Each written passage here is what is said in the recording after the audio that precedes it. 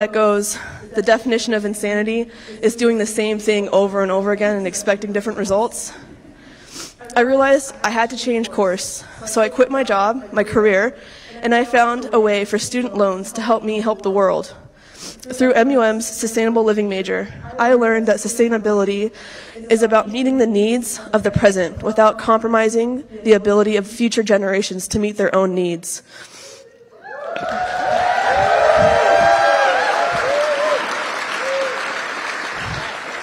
I learned to be sustainable, a system must address the environment, the economy, and society. I learned what makes a culture strong and resilient is a diversity of healthy individuals. That's why Senator Bernie Sanders' plan for student loan forgiveness, college for all, and universal health care makes a lot of sense to me.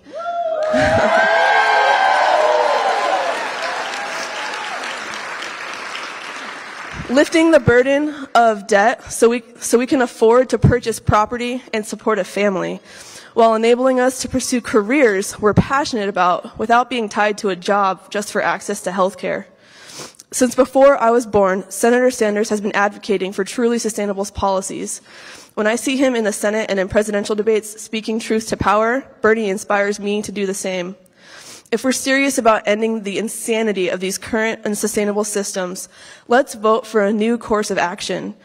We need a president who advocates for our country's social, economic, environmental issues so we can achieve college for all, Medicare for all, jobs for all, and justice for all. Please join me in this movement by voting for Senator Bernie Sanders for President of the United States. Thank you.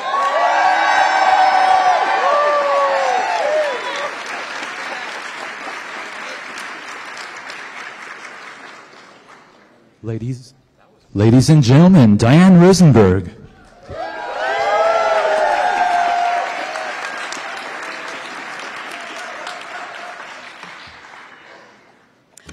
I am Diane Rosenberg, and I'm here today as a private citizen, but one that knows a lot about the problems of factory farming. Iowa has a factory farm crisis. We have a water quality crisis. And for far too many people, factory farms cause a quality of life, public health, economic, and a community rights crisis. It has pushed too many traditional family farmers out of business. Big agribusiness corporations get the profit, and we, the people, get the pollution and a myriad of harms. Tell me, is this fair? No. I don't think so either. And neither do most Iowans. Many communities try to stop these confinements. 24 counties have taken a stand on factory farming with resolutions and letters. A factory farm moratorium bill had over 20 co-sponsors in the state legislature this year. But powerful agribusiness interests have massive financial resources and wield enormous clout. Laws are written favoring big ag, not you and I. And that is not right.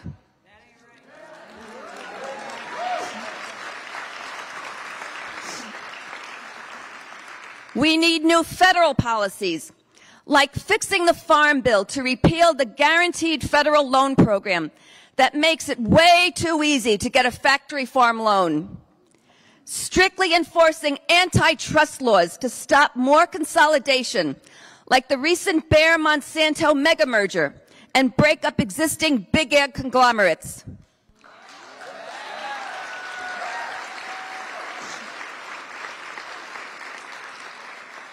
And requiring factory farms and big ag to pay their externalized costs, like water cleanup and road repair.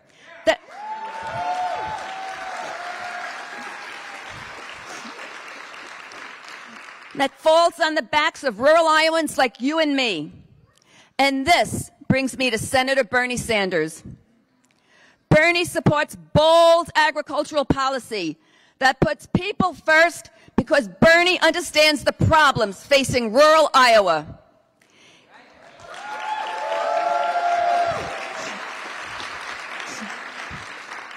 He gets that large-scale agribusiness interests are destroying the heart and soul of rural America. He cares that neighbors, families, children may be irreparably harmed by massive livestock factories. Not only does Bernie care, but Bernie is not afraid to speak truth to the power of big ag.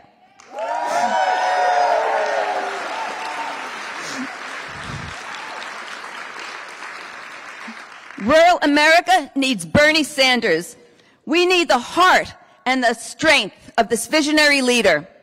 And rural America, if we all stand together with Bernie, together we will all win. Thank you.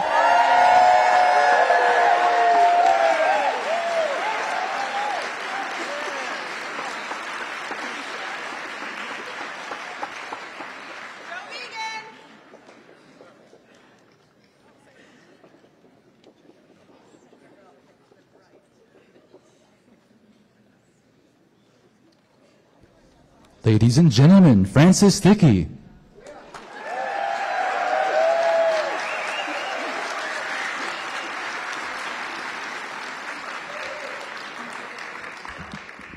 It's great to see so many people here tonight. Are you feeling the burn? We're here today because we know Bernie Sanders is a true progressive, and he's willing to tell it like it is. 4 years ago, Bernie was considered a long shot, but he quickly became very popular, especially here in Jefferson County, because he clearly expressed the ideals that we support. Things like that, like universal health care, and that if you work 40 hours a week, you should be able to, you shouldn't have to live in poverty. And we shouldn't let corporations and the wealthy buy our elections and write our laws.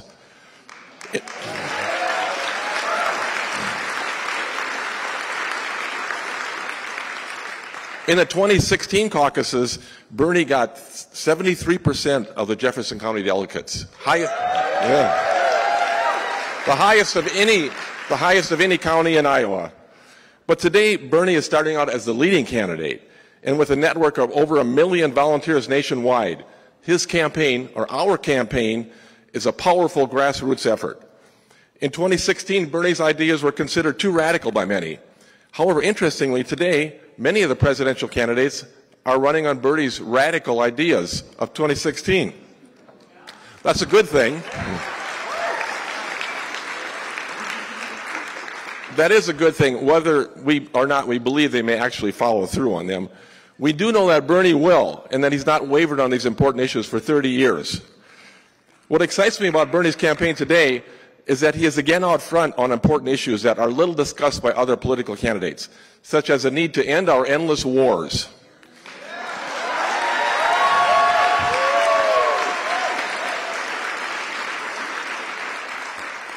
And the Green New Deal, and the need to end corporate monopoly power over America's farmers. Yeah. Because multinational corporations have sucked all the profit out of American agriculture. Farmers are going broke. We're seeing record numbers of farm bankruptcies, and the suicide rate for farmers is the highest of any occupation in this country, twice as high as that for veterans.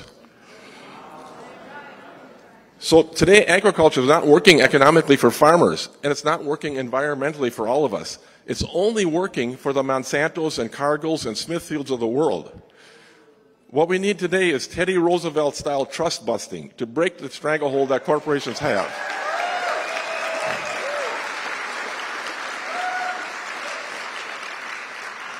And Bernie Sanders will be the president to do that, of course.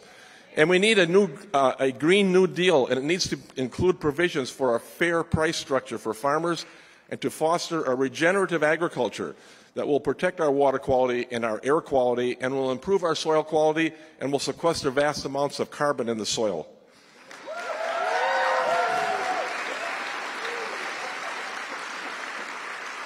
And of course, I believe that Bernie Sanders is the best candidate to do that, and I hope you join me in supporting Bernie for President of the United States. Thank you.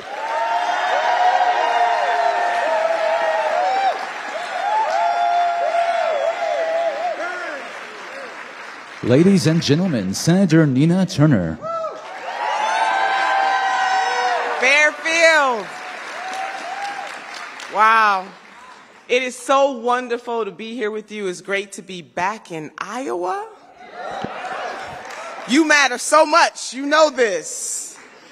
But for Senator Sanders and his campaign, it is bigger than just this campaign moment. As we all know, the senator has been such a champion for what is right, for what is just, and for what is good. And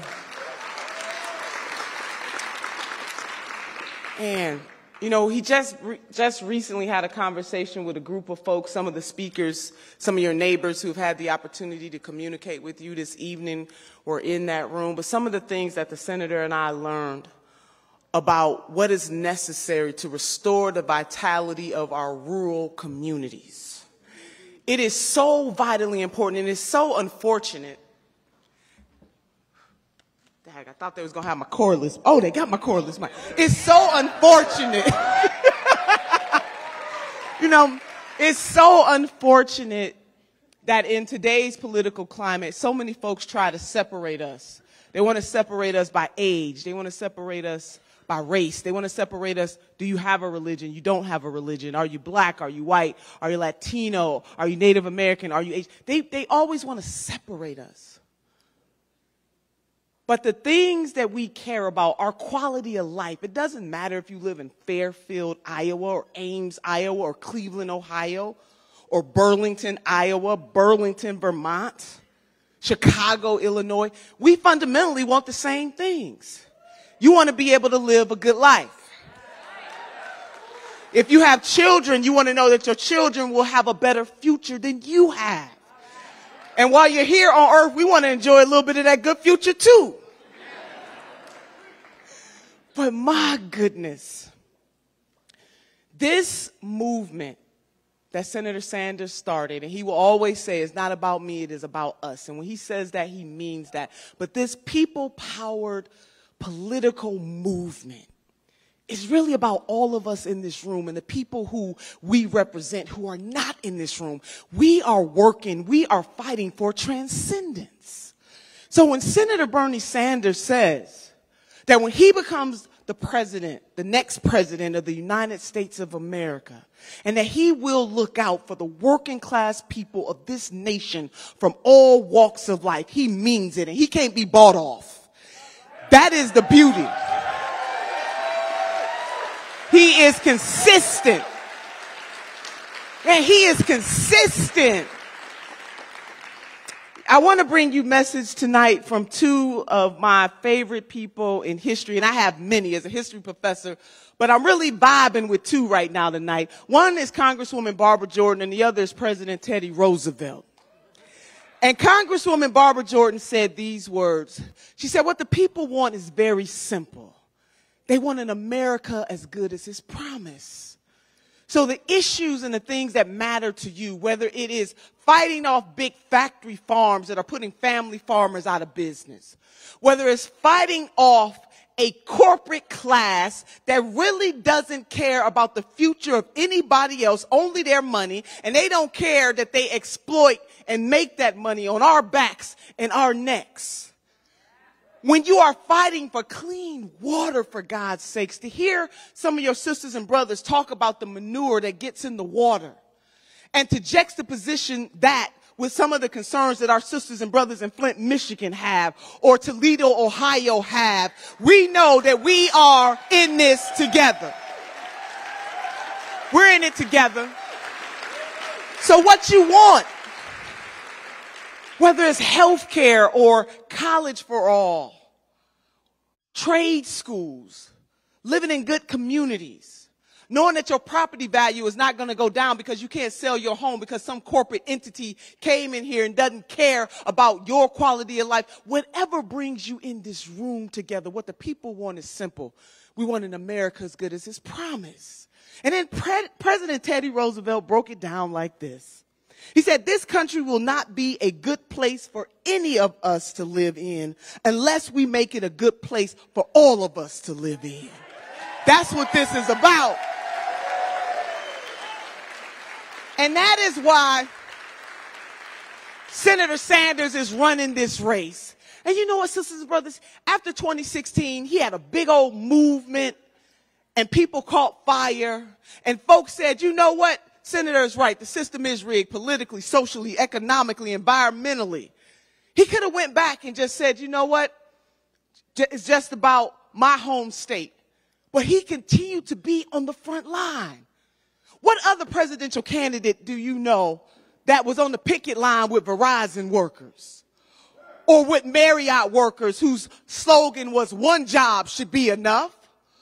What other presidential candidate do you know marched in Canton, Mississippi with Nissan workers trying to encourage them to unionize so that they could have better wages and work conditions? What other presidential candidate has been on mission? Who took on Jeff Bezos and said, you will pay your employees $15 an hour? Or when he said to Disney that Goofy and Daffy and Minnie Mouse are not that happy. This is not the happiest place on earth as long as you have workers who have to be subsidized by the government because their wages are not high enough. Who stood up? Who continues to stand up? Who is it that we can roll the tape 10 years ago, 20 years ago, been saying the same thing, has been on message the entire time? Man, that's the kind of president we want. And whether we always agree, one thing that you can count on is that when the senator gets to the White House, he will not forget who put him there. No other, in 2016, raising money with grassroots dollars. In 2016, it was $27. And in 2020, the average donation is $20. I think it's something spiritual about that.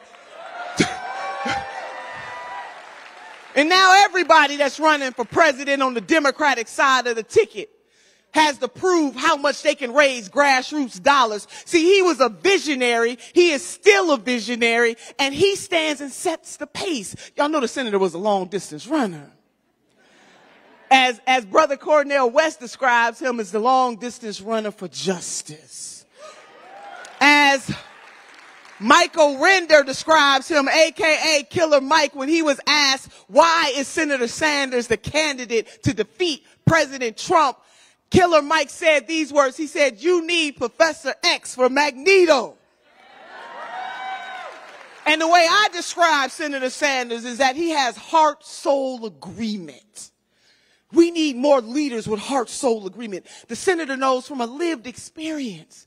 He's a first-generation college graduate. His father came here from Poland at the age of 17 years old, escaping the Holocaust. The senator understands from a lived experience what it means to try to make ends meet every single day because he watched his parents do that, living in rent-controlled housing in Brooklyn with his brother. He understands from a lived experience that everyday people like you and like me, all we want to do is live a good life. And that's not asking for too much. And he is committed to ensuring that everybody from north to south to east to west, that the 99% of us have opportunities, that we create pathways of opportunities through the power of our collective energy. He is the type of man. Dr. King had a quote where he asked the question, or he laid down, what is the measure of a man? The measure of a man is not where he stands in time of comfort or convenience. It's where they stand when it is time to put it all on the line. And we have in Senator Bernie Sanders somebody who's been putting it on the line even when it was not popular. He was talking about Medicare for all. Even when it was not popular, he talked about college for all. Even when it was not popular, those of you may remember that in 2010, the senator stood up for 8.5 hours to filibuster the renewal of the Bush tax cuts. He did that. He did that. So he needs you and you and you and you and you and you and you. He needs all of us because our mission is so high we can't get over it. And our mission is so low we can't get under it. And our mission is so wide we cannot get around it. When he says not me, us, he means just that. And in order to take on Wall Street and the pharmaceutical industry and other corporations and people who just don't want to see the rest of us to live a good life, we need to be a team, because it takes teamwork to make the dream work. So as I bring on the senator, can you do something for a sister from Cleveland, Ohio? Can you do something for me? If you are able, can you raise one hand for yourself and raise the other hand for somebody else, because we are in this together. And with these hands, sisters and brothers, we will have Medicare for all. With these hands, we will have college for all. With these hands, we will take care of Mother Earth. With these hands, we will ensure that our young people are not saddled with trillions of dollars worth of debt. With these hands, we will take care of our elders who deserve to be taken care of. With these hands, we will create a community that understands that we have a criminal justice system that has been far too unjust. With these hands, we will restore voting rights all across this country. And with these hands, we will bond together to do what is just, what is right, and what is good. And lastly, with these hands, we will elect Senator Bernie Sanders, the next president of the United States of America.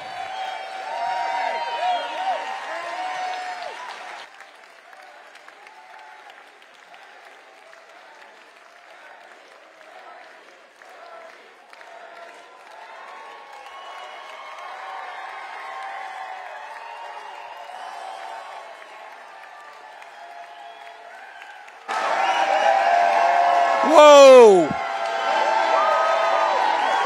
Thank you, Fairfield. Oh.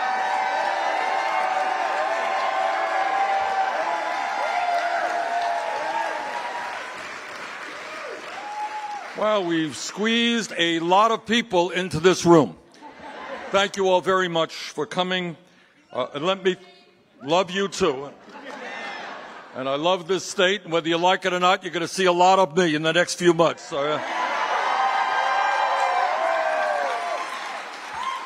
I want to thank Chris Evergreen for her remarks, Diane Rosenberg for her remarks, Francis Thick for her remarks. Thicky, okay. And I want a special thanks. Bring out Nina. Where's Nina? Nina, where are you? Oh, she's back there. All right, she's back there. But Nina has been running all over this country, doing maybe the most important work that anybody can do. And that is, she has been getting people, often young people, people of color, but all people, involved in the political process to retake our democracy and tell corporate America they will not continue to own this country. So, Nina, thank you very much. Now, in a few minutes, I'm going to bore you to death with a long speech, but I want to tell you why I'm running for president and why we've got to win this election. But before I do that, I want to do something that actually I have never done before.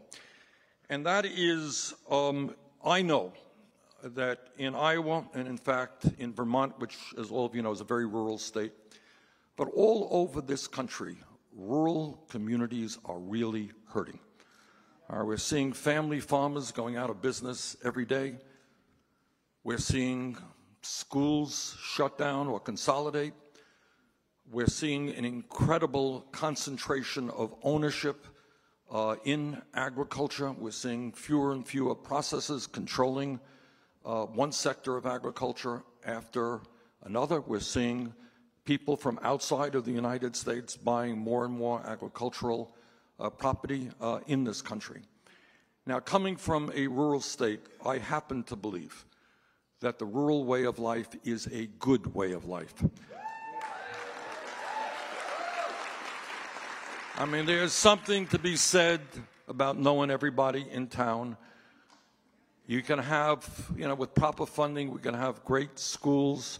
With the new technology, small schools can be plugged into Harvard University and get any course that the kids want.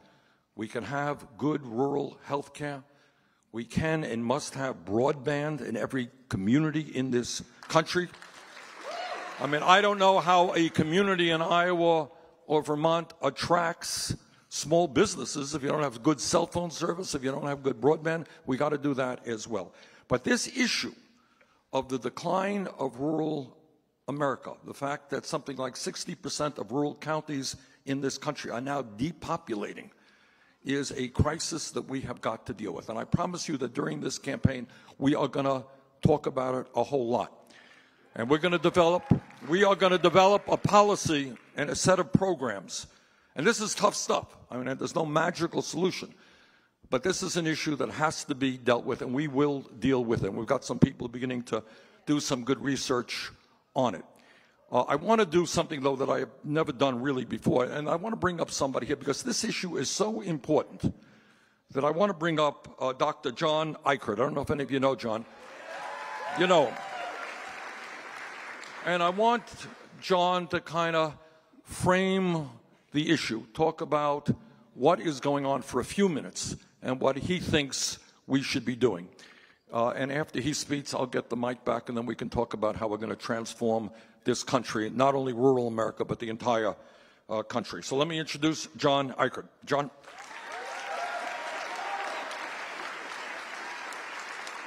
Thank you. Thank you. I really appreciate this opportunity. To many of you, I'm not unfamiliar here in Fairfield. I want to start by saying I grew up on a small family farm down in southwest Missouri. I was fortunate enough to be able to go to the University of Missouri, and I was educated as an agricultural economist.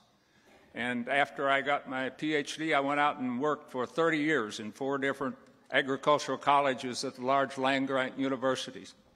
The first half of that academic career, I was a promoter of industrial agriculture, factory farms, things of this nature. I thought as an economist that if we made agriculture more economically efficient, it was going to be good not only for the farmers that we created opportunities, it would be good for rural communities. You know, it would be good for the land. Farmers could afford to take care of the land, and everything was going to be great. And most important, we were going to make good food affordable for everyone. We were going to eliminate hunger. During the 1980s, I began to question that because I was at the University of Georgia at that time, and that was the middle of the farm financial crisis. And we were working with farmers, and the farmers were losing their farms because of record high interest rates and large debts that had been put upon them, and the farmers that were in the biggest trouble were the ones that had been doing what we so-called experts had been advising them to do. They had gotten big rather than get out, and now they were losing their farms. That wasn't the kind of agriculture that I set out to create. That wasn't the kind of environment I set out to create. The farmers not only, they didn't want to leave the land, and we assumed that farming was drudgery and they'd go somewhere else and find a better living, but they didn't. And some of them committed suicide when they lost those farms that had been to them. And I said, there's something fundamentally wrong. It wasn't working for family farmers. It wasn't working for the rural communities that depended upon those farm families. And only later I discovered it wasn't working for the land with the pollution of agriculture, of the environment, the water and the air with agricultural, biological, and chemical waste. It wasn't working for anyone, so I had to fundamentally change. I've come to the conclusion over the years of moving in a fundamentally different direction, that what was happening then and what is happening now is the economic colonization of our rural areas all across this country. What we're seeing is our rural areas are treated like economic colonies where we bring in outside investments, convince the people that they can't develop their own communities and their own economies. Bring in the outside investment, but the outside investors basically extract the wealth from rural areas. They pollute the environment, they degrade the quality of the land. And when the family farmers are forced off of the land, then the rural communities dry up and die, the towns. It takes people, not just production and profits, to support rural communities. It takes people to shop on Main Street. It takes people not to just buy agricultural supplies, but to buy shoes and clothes and haircuts and things of this nature. And it takes people to keep the schools open. It takes people to be on volunteer fire departments and do other things. And we basically are extracting and exploiting the wealth of rural communities, and it's going to a handful of multinational corporations that increasingly control agriculture. What we must have is a fundamental change in foreign policy to support a sustainable agriculture that restores local control, that allows people that have those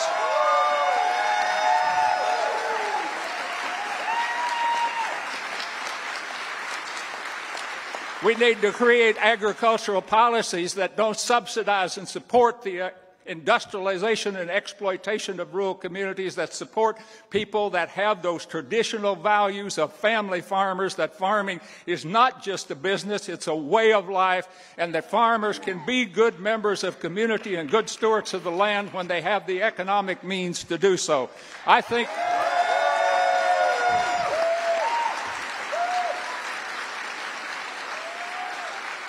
I believe that Bernie Sanders today has that kind of commitment and the kind of persistence that is our best hope for fundamentally changing foreign policy, rural policy, and fundamentally restoring the integrity, the social and economic and ecological integrity to our rural areas. Thank you very much.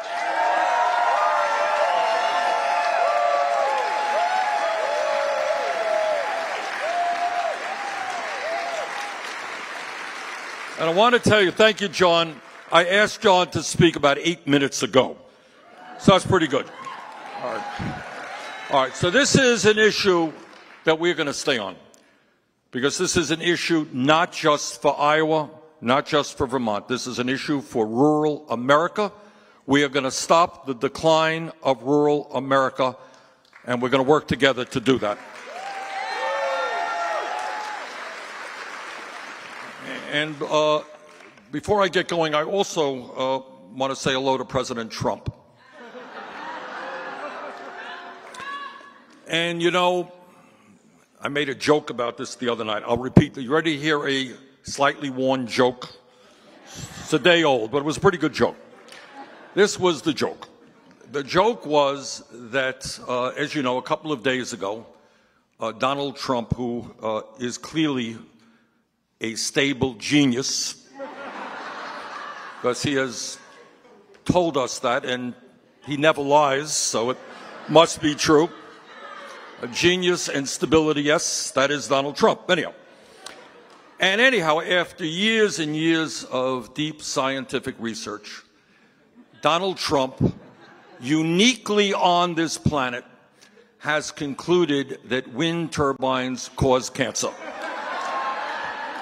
Now, this is really significant. I mean, you got all these researchers out there. We have National Cancer Institute. We have all these people working on trying to deal with this horrible illness. And Donald Trump, all by himself, while he's busy running to the southern border, he has discovered that wind turbines cause cancer. And here I was, you know, we were in Washington planning the trip. And I said, do I want to come to a state where 35% of your electricity comes from wind turbines? Where all over the state you got wind turbines. My staff and I, people are going to come down with cancer after a few days in Iowa. But we are brave souls. And here we are. All right.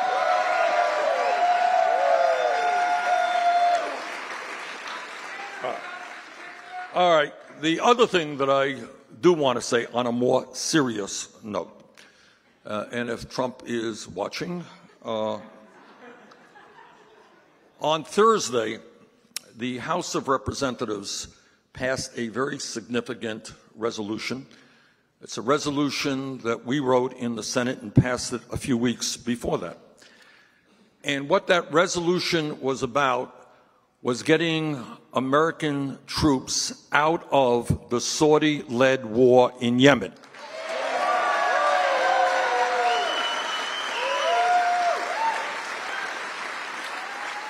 And that bill was passed in a bipartisan way in the Senate and in a bipartisan way in the House by a good vote. And what that resolution recognizes is that Yemen right now is suffering the worst humanitarian disaster on earth. Tens of thousands of children have already starved to death, and the experts fear very much that there could be widespread famine with millions of people literally facing starvation. And all of this is a result of the Saudi-led intervention in the civil war in Yemen. So our view was that instead of bombs for the people of Yemen, we need humanitarian aid for the people of Yemen.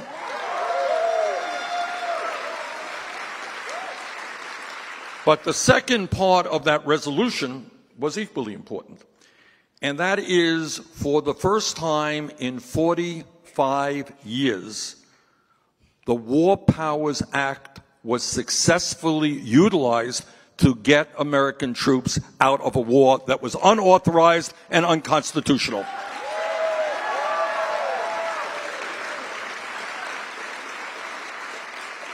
Now, the truth is, and this is why this is a big deal, all of you know that the Constitution of the United States, Article 1, Section 8, is pretty clear. It is the Congress, not the President, who has the power to put American troops into harm's way. It is the Congress that has the authority for making war, not the President. But the truth is that under Democratic and Republican administrations, for a long, long time, that congressional responsibility has been abdicated. And this vote that just took place in the House and the Senate over the last 2 weeks is the first time in the modern history of this country where the Congress is now reclaiming its constitutional responsibility.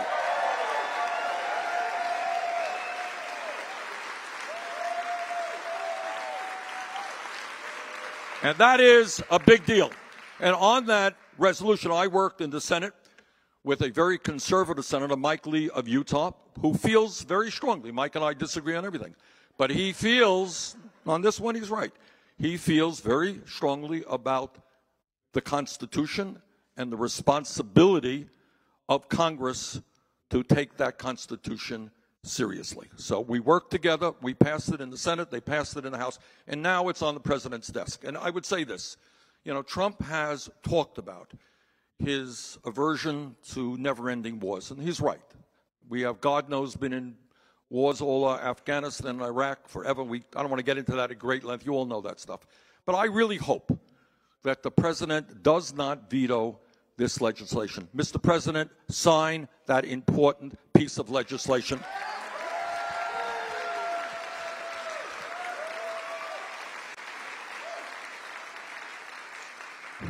And now, after 3 hours, let me talk about what I came here to talk about originally. And that is why I'm running for President of the United States. All right.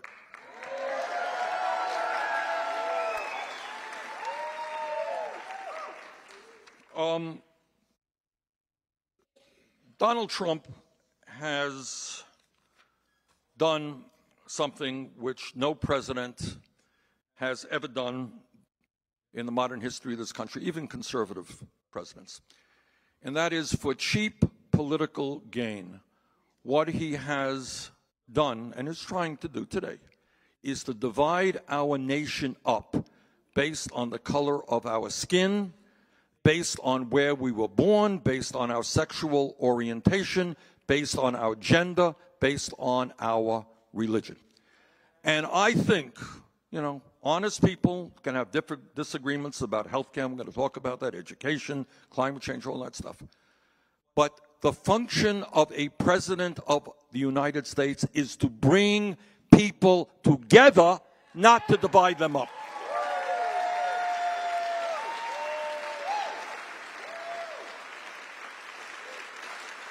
And that is what this campaign is about, and it's what our presidency will be about.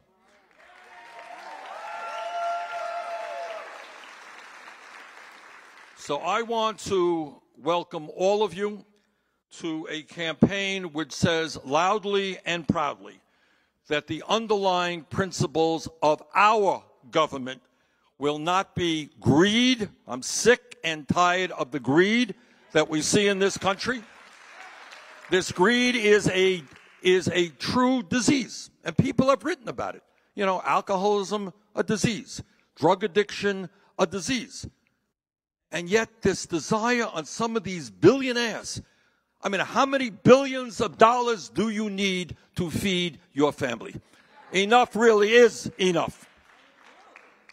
And we're going to take on that greed. We're going to take on the hatred coming from the White House now. We're going to take on the lies. Our campaign and our government will not be based on racism, sexism, homophobia, xenophobia, or religious bigotry.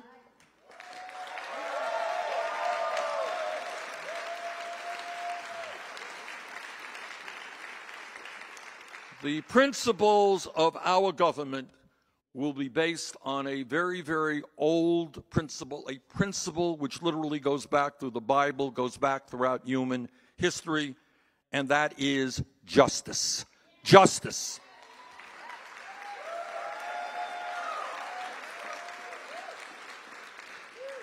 And when I'm talking about justice, I'm talking about economic justice, I'm talking about social justice, I'm talking about racial justice, and I am talking about environmental justice. You know?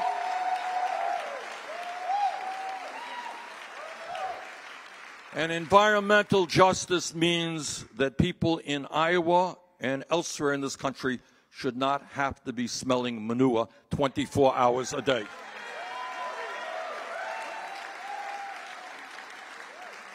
And tonight, I want to welcome you to a campaign which tells the powerful special interests who control so much of our economic and political life that we will no longer accept the greed of Wall Street, corporate America, and the billionaire class, greed which has resulted in this country having more income and wealth inequality than almost any major country on earth, and creating a situation which is worse today than at any time since the 1920s.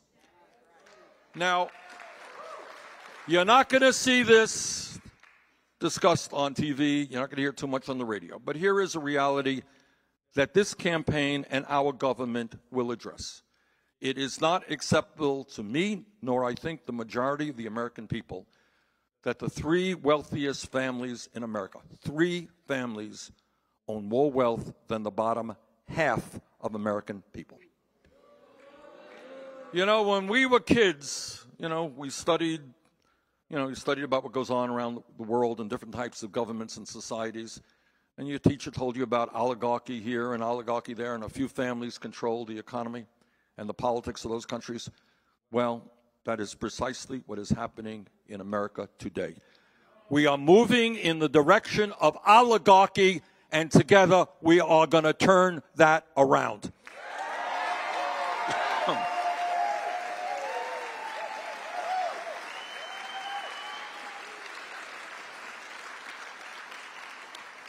We will no longer accept 49% of all new income going to the top 1%. That's the economy today.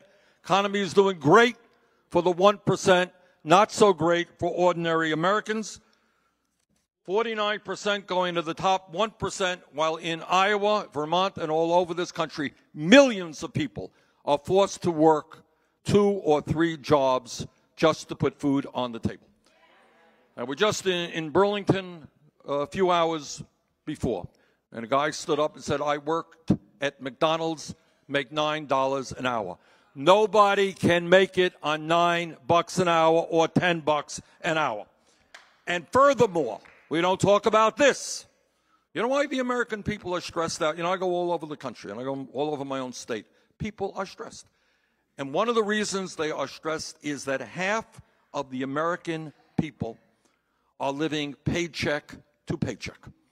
I grew up in a family that lived paycheck to paycheck, and I know what that did to our family. And what paycheck to paycheck means is that millions of people today are scared to death that their car might break down. And if their car breaks down, they can't get to work. The boss doesn't want to hear an explanation. They can't get to work.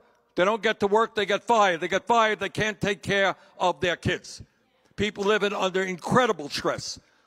People are living paycheck to paycheck, scared that their kid will get sick. And they don't have enough money to take that kid to the doctor. And God forbid the kid ends up in the hospital, your family faces financial ruin. Millions of families are in that boat. In the richest country in the history of the world, we can do a hell of a lot better economically than that.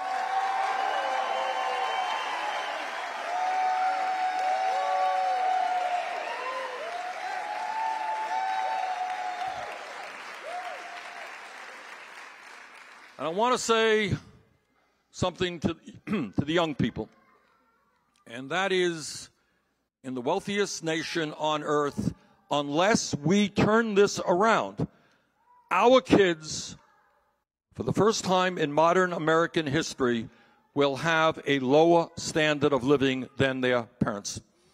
See, and that baby understands that. That baby is nervous about that.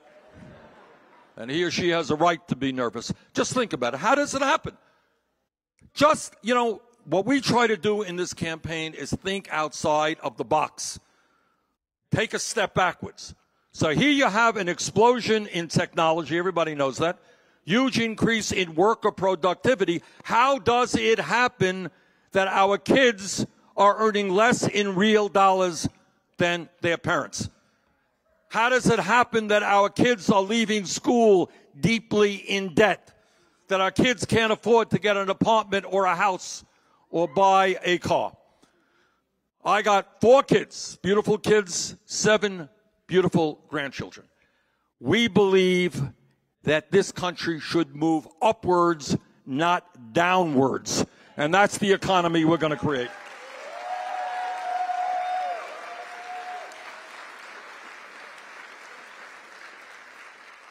But it's not just an economy that we have to create that works for all people. We have to take a very hard look at a corrupt political system. That's what it is. I can't use any other word. It is a corrupt system. I come from a small rural state. Your state is a little bit larger. But what we believe is one person, one vote. We believe in old-fashioned democracy. You disagree with me? Fine, vote against me. Let majority rule. Let's have a serious debate about the issues. What I do not believe is that billionaires should be allowed to spend hundreds of millions of dollars to elect candidates who represent the wealthy and the powerful. That's not democracy.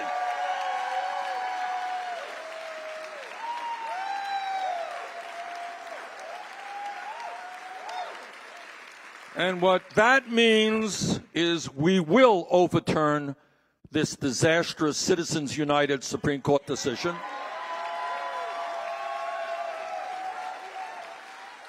And we will move to public funding of elections. I don't care what your political views are. You're a conservative, you're a progressive, whatever. You have a right to run for office without being beholden to wealthy campaign contributors.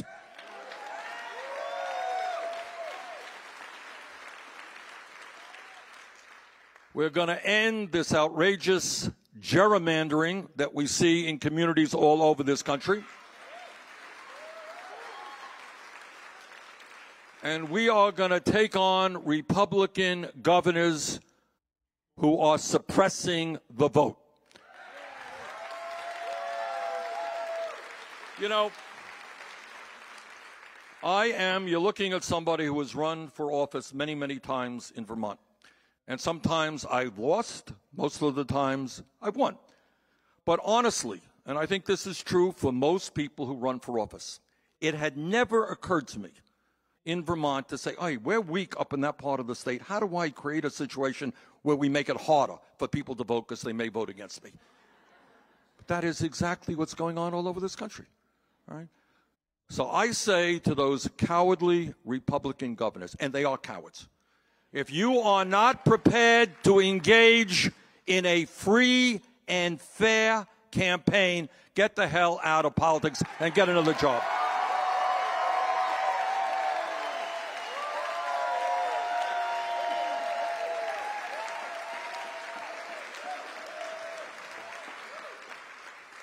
You know, what a campaign is supposed to be is about ideas. I got my ideas, other people have different ideas.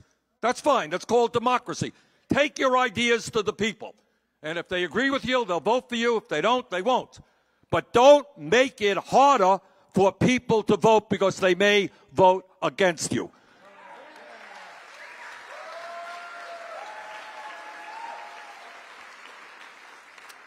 And I want to give a special thanks tonight to the people of Iowa, because in 2016, the last time I was through, this is where the political revolution began. Thank you, Iowa.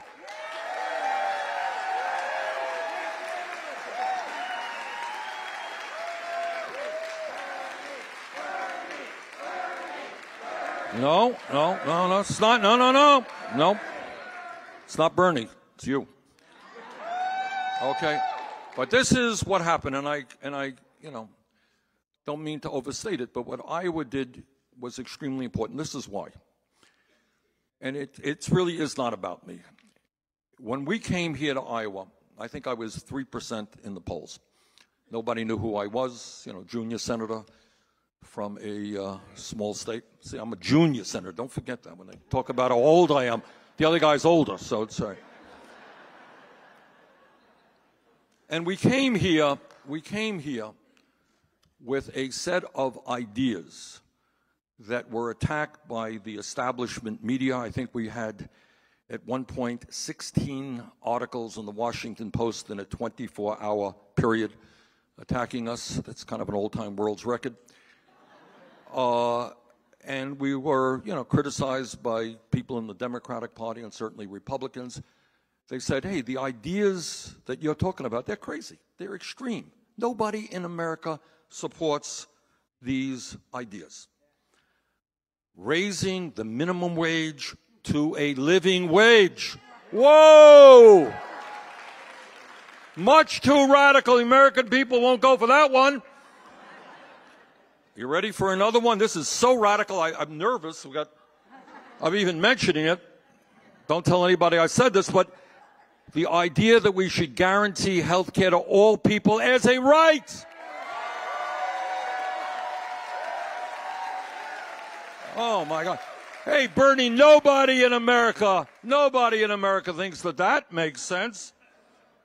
Creating up to 15 million jobs by rebuilding our crumbling infrastructure through $1 trillion investment. $1 trillion, Bernie, you got to be nuts. Can't afford it. Can't do it. At a time when Republicans want to cut Social Security, we talked about expanding Social Security. Hey, Bernie, nobody is talking about that. The progressives are saying maybe we can prevent cuts to Social Security, but the idea that folks in Iowa and Vermont who are trying to get by on $13,000 a year should get more money, that was too radical an idea. And here's another radical idea. I was asked what I considered to be one of the great national security issues facing this country. It was a national debate. And everybody thought I would say ISIS or Al-Qaeda. And what I said was climate change.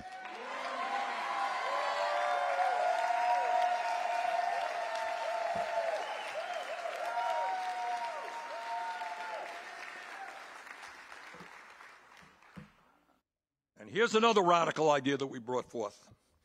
We said that if we're going to have a government that represents ordinary people, not just the rich, maybe our candidates should run for office and not have super PACs funded by billionaires.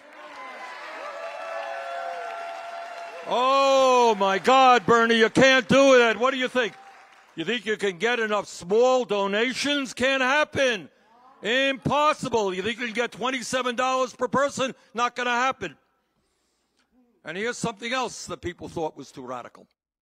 And that is, last campaign, before the first vote was cast in the Iowa caucuses, Secretary Clinton had 500 superdelegates lined up behind her.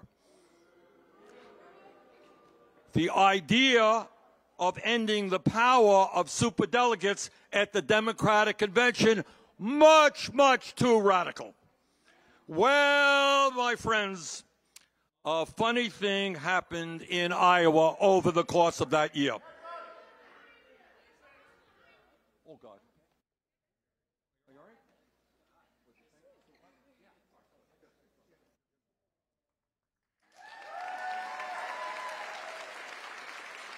You guys all right? Everybody all right? Okay. If you're not, if you're feeling shaky.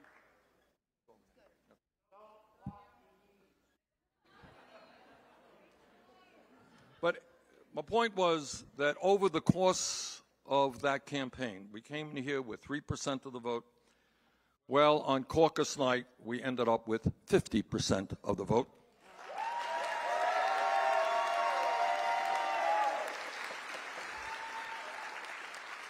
And that great start here in Iowa enabled us to eventually win 22 states, over 13 million votes, over 1,700 delegates at the Democratic National Convention, and most importantly, to my mind, we ended up winning more votes from young people than Trump and Clinton combined.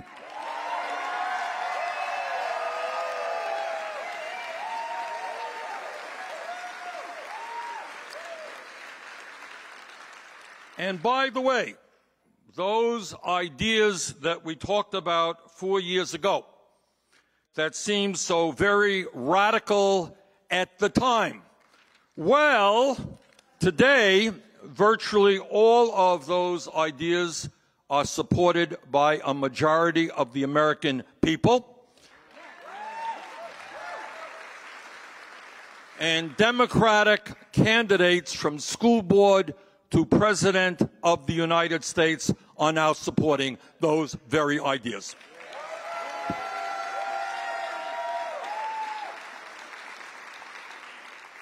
So Iowa, you did it. You helped begin the political revolution in 2016, which is transforming America. And with your help on this campaign, we are going to complete what we began here 4 years ago.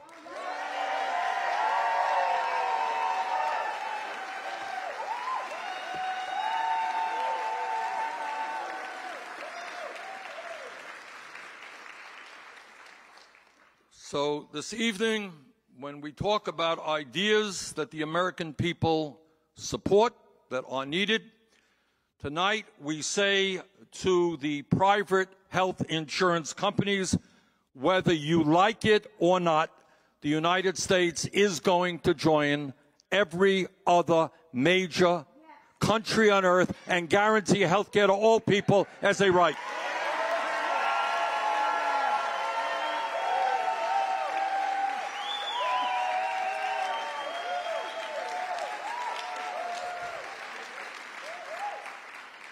It is not a radical idea to say that all Americans are entitled to go to a doctor when they get sick.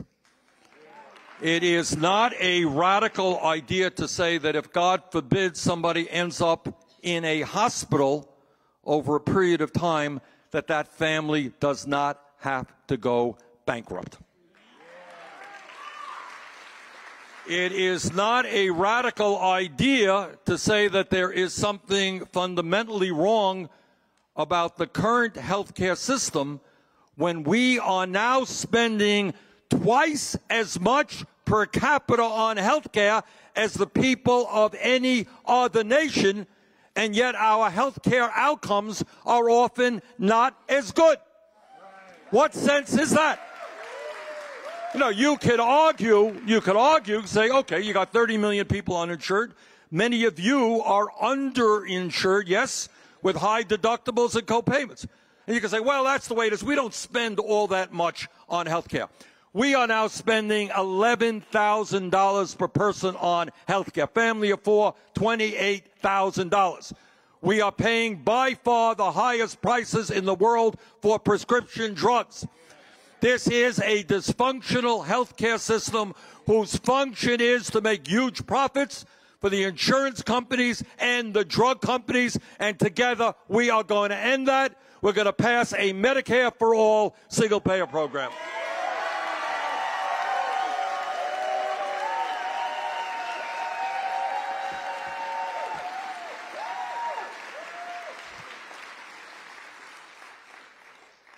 And today, we say to the Walmarts of the world and to the other low-wage employers, stop paying your workers starvation wages. Here in Iowa and throughout this country, there are millions of workers, and I've talked to people here in Iowa, who are trying to get by on $8, $9, $10 an hour, and you cannot get by on $8, $9, or $10 an hour. Can't do it. Now, 4 years ago when I came in, we talked about $15 an hour as a minimum wage. Seemed to be a radical, crazy idea. Well, guess what? In 4 years, 6 states have passed legislation moving to $15 an hour.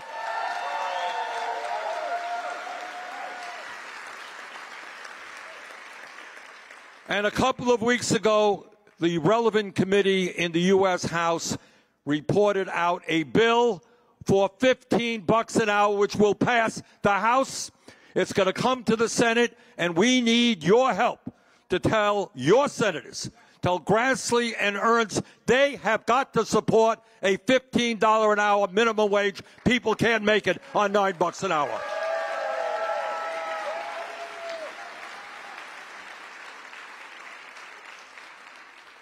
It is not a radical idea to say that in our great country, our roads and our bridges, and I heard somewhere that Iowa actually has more bridges in disrepair than any state in the country, which surprised me because I thought Vermont had more more bridges in disrepair. But in any case, we need to rebuild our roads and our bridges and our water systems and our wastewater plants. We need the best rail system in the world.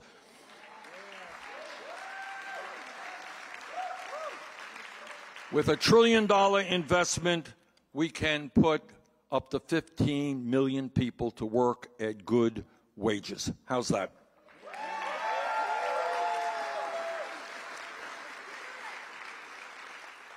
Every psychologist in the world will tell you that the ages of 0 through 4 are the most important years of intellectual and emotional development for a human being. That's the fact.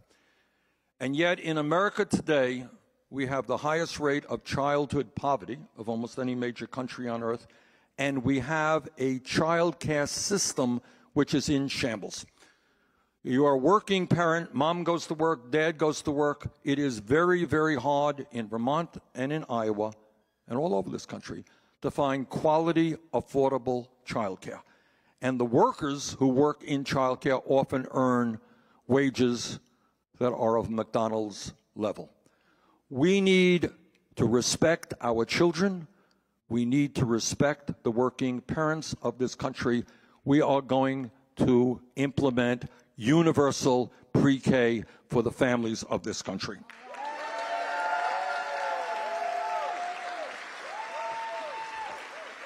None of this stuff should be seen by anybody as radical. Every study that's out there says that if you invest in the little kids, they do better in school. If they do better in school, they're less likely to drop out and end up doing destructive or self-destructive things. So I believe we invest in our children rather than in jails and incarceration.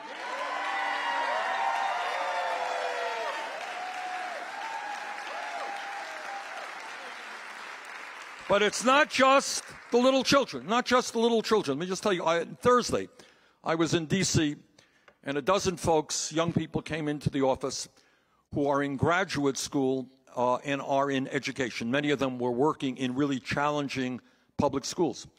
And one guy says, Bernie, you know, I'm getting my master's degree. I am already $180,000 in debt. Okay, I talked to a teacher in Burlington, Vermont. You know, there's another Burlington, not just Iowa. And she said she graduated medical school, $300,000 in debt. Talked to a woman in Des Moines, Iowa, and she said, $300,000 in debt? I graduated dental school, $400,000 in debt. Now, how? I mean, this is not just bad. It is insane. And why do I use the word insane? Everybody here knows the importance of education. We live in a competitive global economy. We need the best educated workforce in the world, and we used to have the best educated workforce in the world. That's no longer the case. And that is why I believe that, A, we're going to make public colleges and universities tuition free.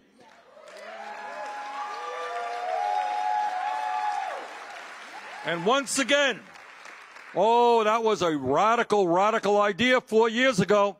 Well, pay attention to what's happening all across this country. Governors, mayors are moving in that direction. And in addition to that, let me ask you a question. How many people in this room are dealing with student debt right now? I heard that, oh my God, okay. Okay. We're going to either wipe out that debt completely or substantially lower it. All right? Oh, Bernie, what a radical idea. It's going to be very expensive to do all of those things. Yes, we can afford $1.5 trillion in tax breaks for large profitable corporations in the 1%. We can afford to spend $700 billion on the military. We can afford to bail out Wall Street. Oh, but forgive student debt, we just can't afford it. Nonsense. We got to change our priorities in this country.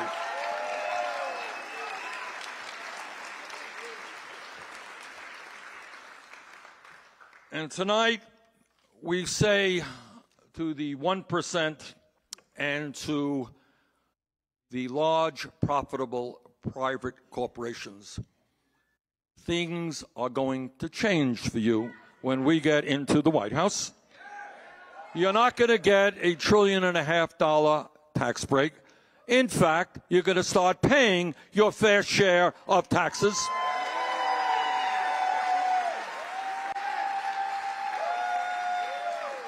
Anybody here know how much Amazon paid in taxes last year? It's a smart audience. That's right. So take a step back, think about it. Amazon made, I believe, $11 billion in profit last year, tidy sum, owned by the wealthiest guy in America, paid zero in federal taxes. Amazon was not unique. Others are in the same boat. Right now, around the world, as countries struggle for revenue, there are trillions of dollars lying in tax havens in the Cayman Islands and Bermuda and in other countries. Our doctrine is that the wealthiest people in this country who never had it so good, the large private corporations that are racking up record-breaking profits, yes, they're going to start paying their fair share of taxes.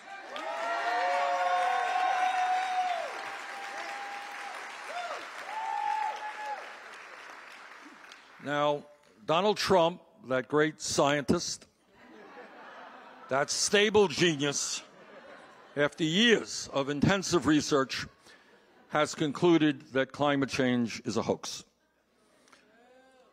Well, the American people know differently. The American people know that climate change is real. Climate change is caused by human activity, and climate change is already today causing devastating problems in the United States of America and throughout the world. Our job is not just to take on Trump, but to take on the fossil fuel industry.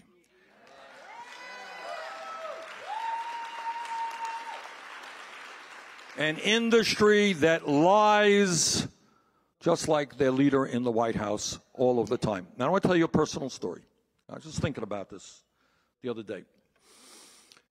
I am older than most of you, and I can remember the TV ads from the tobacco industry.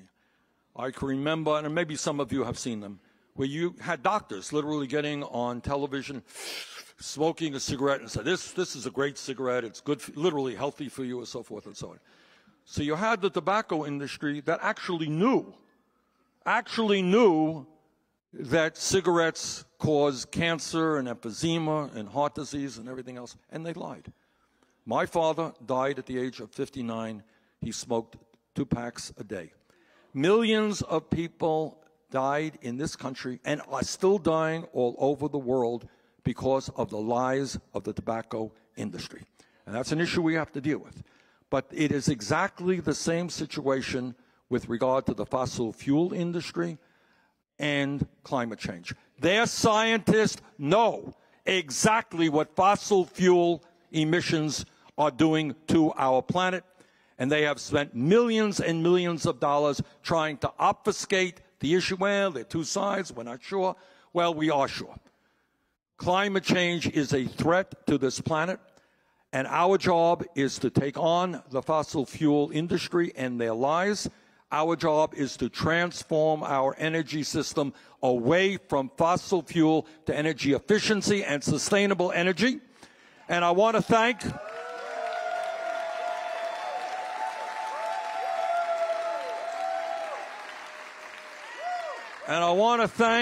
the state of Iowa for being one of the leaders in helping us move to sustainable energy.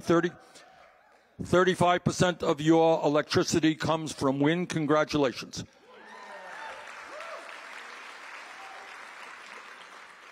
This is, I don't know how to describe this issue. All of the issues we're talking about are incredibly important, healthcare and education and decent jobs and all that. But this is an issue that has to do with the future of the planet.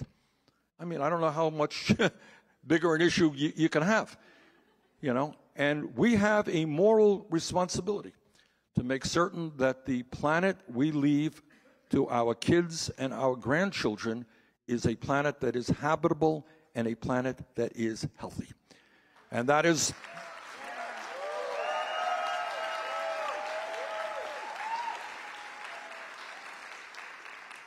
And by the way, I may be wrong on this, but I think that this issue of climate change, because it is an international issue, it impacts every country on earth, not just an American issue. We can't do it alone, and we are not the only country impacted by it. It may be the mechanism by which we finally bring this entire planet, governments around the world, together, to come together to save the planet.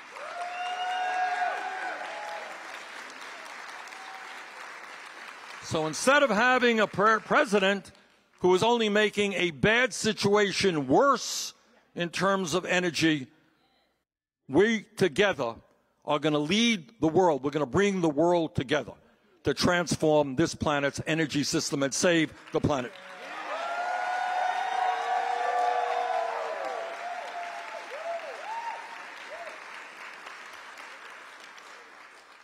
This is the United States of America. We should not be having more people in jail than any other country on earth. Got over 2 million people in jail today. That's more than China, communist authoritarian country, has in jail. People in jail are disproportionately African American, Latino, and Native Americans. we need and will bring about real criminal justice reform.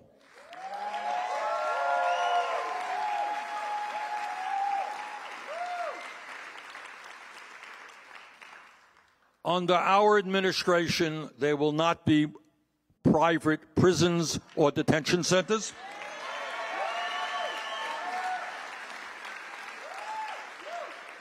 Under our administration, we will end the so-called war on drugs.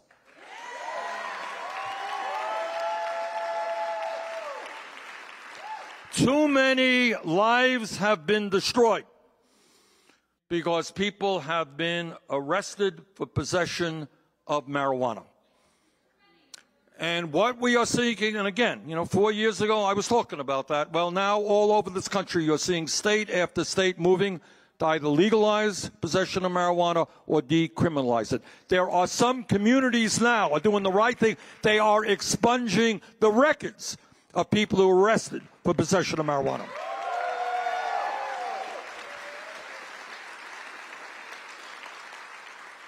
And when we talk about criminal justice reform, we are going to change a system in which poor people get arrested and sent to jail for nonviolent crimes, but the crooks on Wall Street who destroyed our economy, not one of them served 1 day in jail.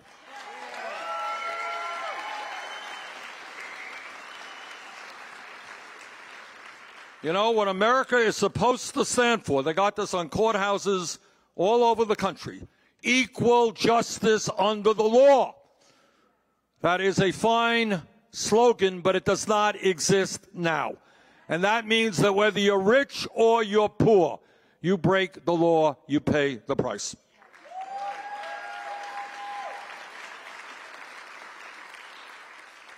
And today we say that instead of demonizing the undocumented immigrants in this country, we're going to pass comprehensive immigration reform and a path toward citizenship.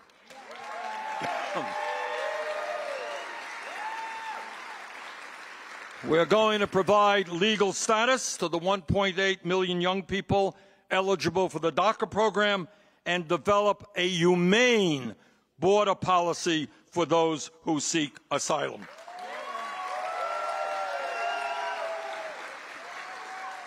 America must never be about snatching babies from the arms of their desperate mothers. That is not what this country should be standing for.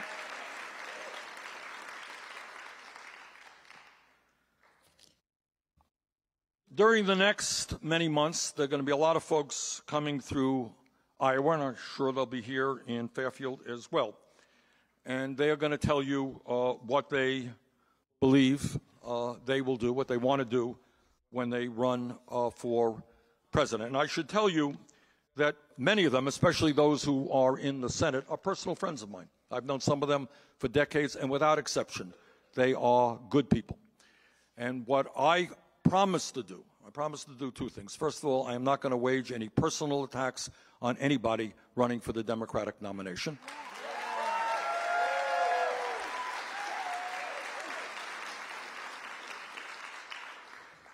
We will debate the issues and let the people decide who they want to be their candidate. And second of all, and very importantly, what every Democratic candidate understands is that after this process is completed, and I hope I win, they hope they win, but what is absolutely imperative is that we all come together to defeat Donald Trump.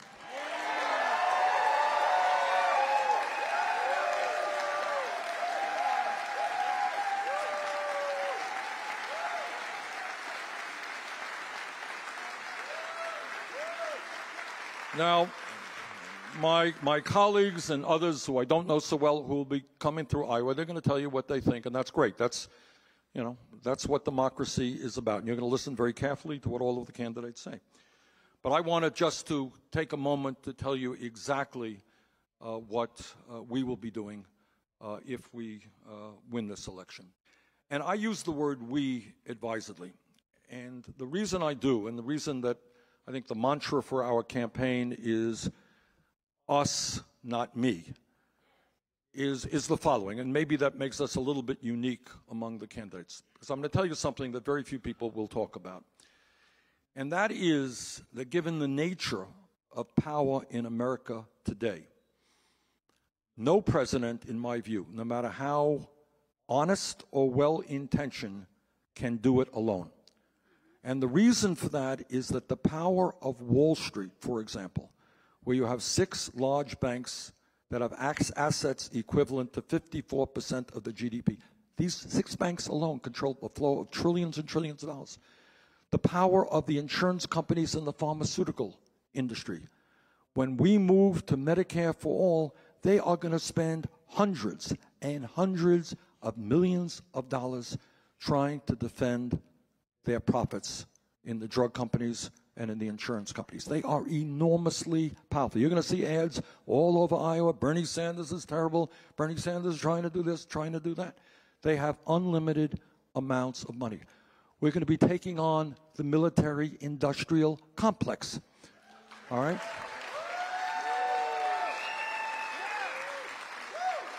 I believe in a strong defense, but I don't think we have to spend 10 times as much money on defense as the next 10 nations combined.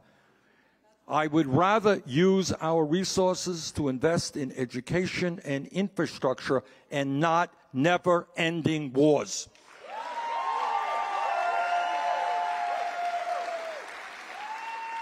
So when I say us, not me, what I mean is I need your help to win the Democratic primary. I need your help to win the general election.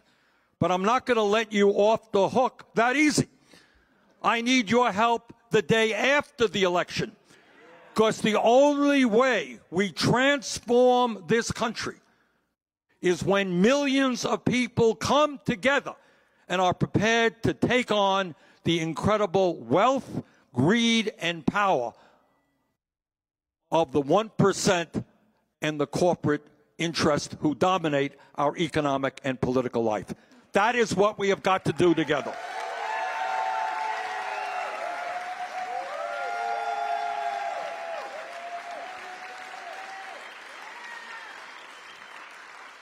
When together we are in the White House, we are going to enact a federal jobs guarantee.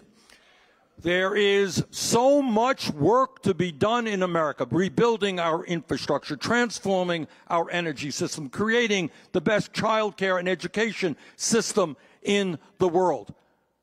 There is so much work to be done in health care. Medicare for all will mean more health care workers. As we age as a nation, we need more people to take care of our seniors.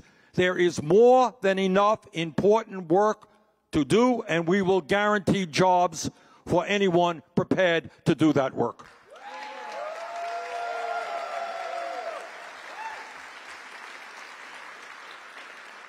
When we are in the White House together, we will move aggressively to end the epidemic of gun violence in this country.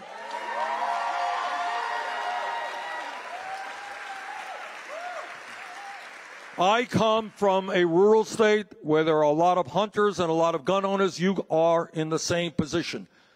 But the vast majority of Americans, including gun owners, understand that we need common sense gun safety legislation, and we're going to pass that.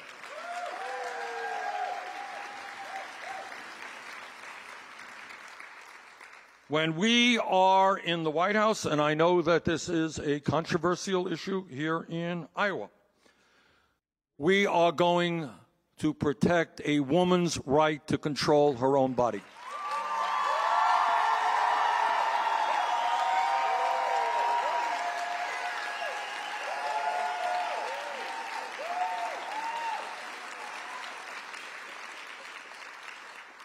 Now, I know people who are pro-life, people who are friends of mine, and we disagree about that issue. And honest people can disagree about it. But this is what I have never understood.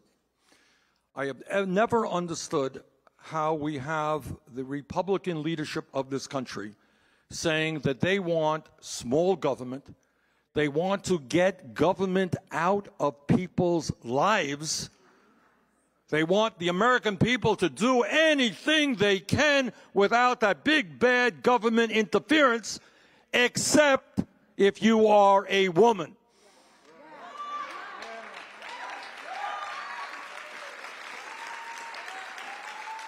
Now, you may be pro-choice, and I have a 100% lifetime pro-choice voting record.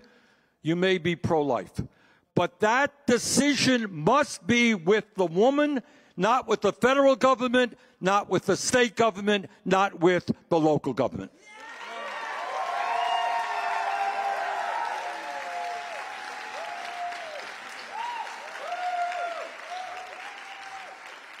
When we are in the White House together, we are going to address not only the disparities of wealth and income that exist in our nation, but we will address the racial disparities that exist as well.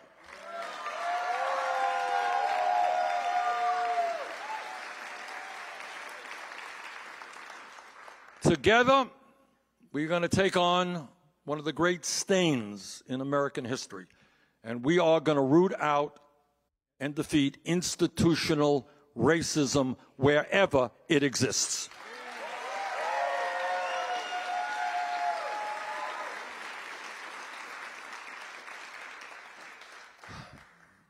What this campaign is about is not just a long list of issues that are important to working families.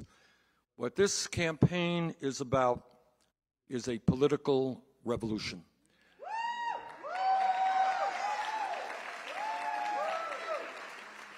And that means not only fundamentally changing the priorities of the United States government so that we have policies that work for the middle class and working families and the 40 million people who are living in poverty, and not policies which reflect the interest of the 1% or the billionaire class. But more importantly, when we talk about a political revolution, it means transforming our political system and bringing millions of people into active political activity. Okay? Now, some of you may have read recently that we have raised a considerable amount of money in the last 6 weeks since we've been in the campaign, and I'm proud of that. And our average contribution used to be $27; it's gone down to $20. And the reason for that, by the way, is that we've got a lot of young people who are now putting in a little bit of money in the campaign, and I think that's great, and I'm very excited about that. So the media has talked about it, and it's important. Money is important, and we're proud that we have now, I think, over 500,000 people who have already contributed to the campaign. But I'll tell you something that, to me, honestly, is more important. Hasn't gotten a lot of attention.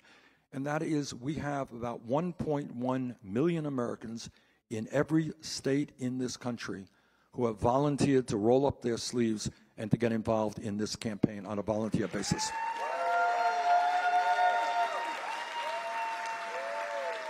And that is what the political revolution is about. In the old days, not so long ago, what a campaign was about, instead of me being here, you'd have candidates talking to you, you'd have candidates running to rich people's living rooms and raising all kinds of money, hiring a consultant, and use that money to put 30-second ads on television. That was called a political campaign.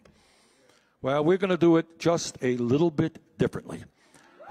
We're not running to any rich people's living room. Never have, never will. All right? We'll raise our money in small individual contributions. But most importantly, instead of relying on a small number of wealthy people, we are going to rely on over 1 million people at the grassroots level.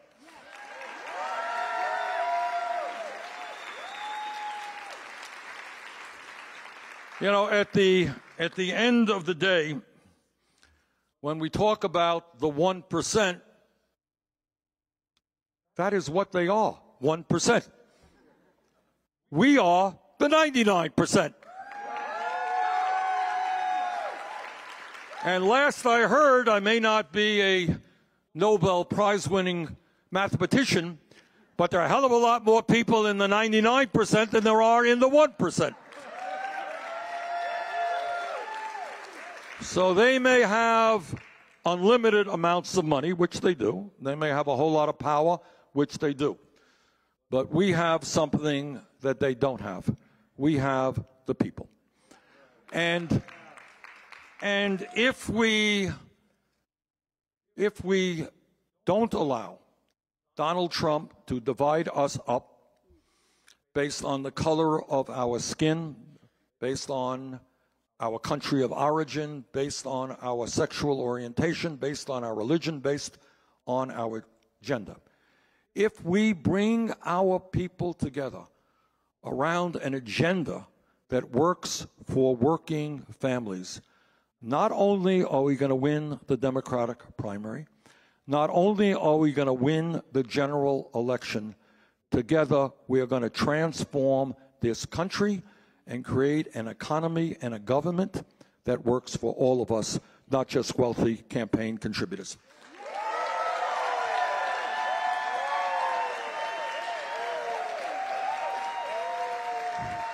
So Fairfield, I want to thank all of you for coming out tonight. This is a wonderful, wonderful turnout. And together, let's go forward and make a political revolution. Thank you all very much.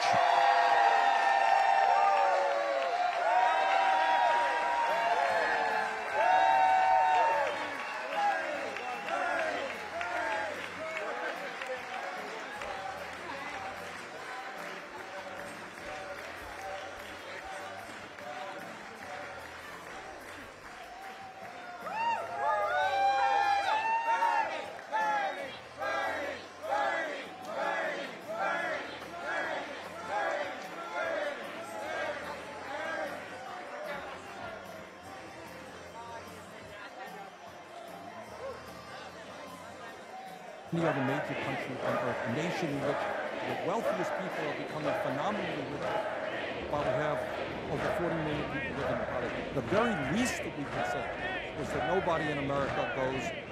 The Pied Piper Bernie Sanders for the middle class. What a GOP wants to put our interests last. He's gonna give it to you raw, no hesitation. With the right ideas to lead this great nation. No handouts, no special interest groups. He don't lie to give votes, he's telling you the truth. And while the media wants to downplay him, he's still gonna fight. Tell him all he ain't playing. Push him for higher wages so we all can feed our families. The only one I know who can conquer this insanity of this Wall Street bickering, belittling the poor. Dollar bills, only thing they considering. When people need health care, kids need school. When it comes to politics, Bernie's breaking rules. No attack gets on the competition's needed. He's running on the facts, and it's something that we needed. Feel the burn, make him feel the burn. All the way to the White House, feel the burn. Feel the burn, make him feel the burn. Till the haters on the right, they can feel the burn. Feel the burn, make him feel the burn. All the way to the White House, feel the burn.